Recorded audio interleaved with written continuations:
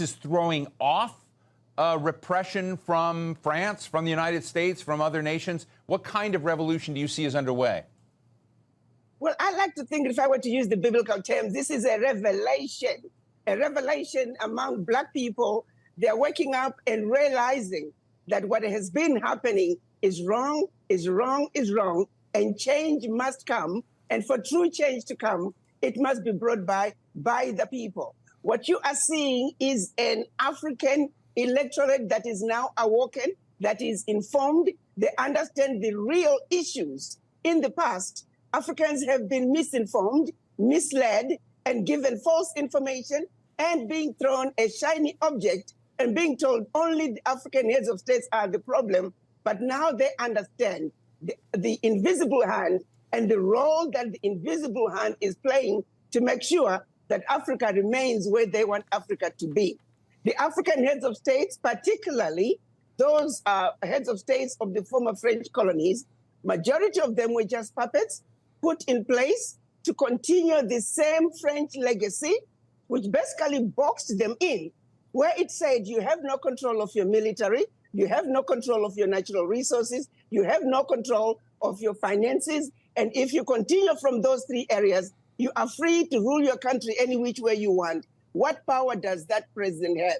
And in the past, any president that has tried to back the system and do something about taking control of the financial resources, and I'm talking about African countries depositing their bank reserves with France. I'm talking about African countries giving up their natural resources, no value addition, France having first right of refusal for all the natural resources discovered yet to be discovered, France companies having first right of refusal for all contracts, large, small, private, public, France having military presence in those countries, and France having the ability to invade them in the event that they feel their interests are being violated. France making sure that those countries can only be trained by France, the military can only be trained by France. The military equipment can only be bought from France. Come on now. Our people didn't understand all this. So we can change African heads of states in those former French colonies like we change clothes. If those fundamentals are not addressed, nothing is going to change. The Africans now understand where the real problem is. The real problem, like I've always said, the biggest risk to peace and security in Africa is France. Let's make no mistake about that. We have other former colonizers. Yes, they still have a stronghold in Africa through their multinational companies that continue to siphon billions out of Africa every year. We are aware of that. But the biggest problem when it comes to former French colonies is France. Its roots are so entrenched in those countries, and now France is trying to expand into other nations. Until we address those agreements African countries were forced to sign, nothing, and I mean nothing we do, is going to bring us the true economic liberation, which is what Africa needs, which is what Africa was denied when African countries were being given their independence.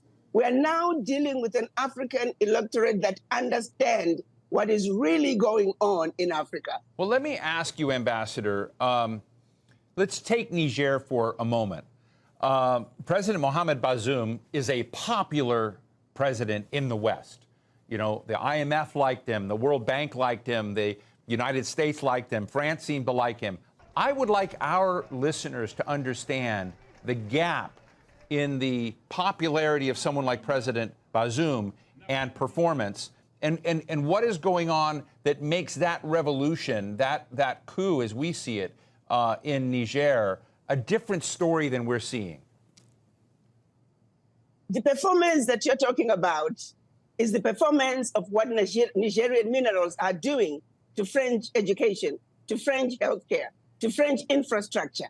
You tell me, why is it that 95% of Nigerian uranium is powering over 30% of France, while over 70% of Nigerians have no electricity? How is that okay? How is even President Bazoum proud of himself with that fact? There is no development in Niamey. I was in Niamey a few years ago when we had the AU summit. It was pitiful. to see the level of underdevelopment that Niger has. There is no development in Niger. Let's make no mistake about it. Niger is the second poorest country in Africa, in the world, in fact. So how can President Bazoum be proud of himself? What development is he talking about? You're talking about developing France? There is no development in Niger, one of the poorest countries on earth. And of course, IMF would love them. World Bank would love them. France would love him because he is allowing the pilferage, the exploitation to continue.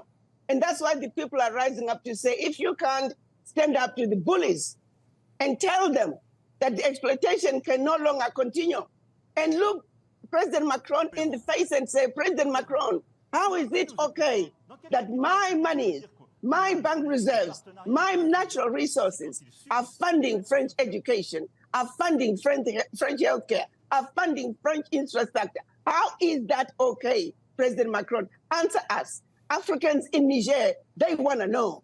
So when you tell me that he is favored by the West, it makes sense. But he's definitely not favored by the people because there is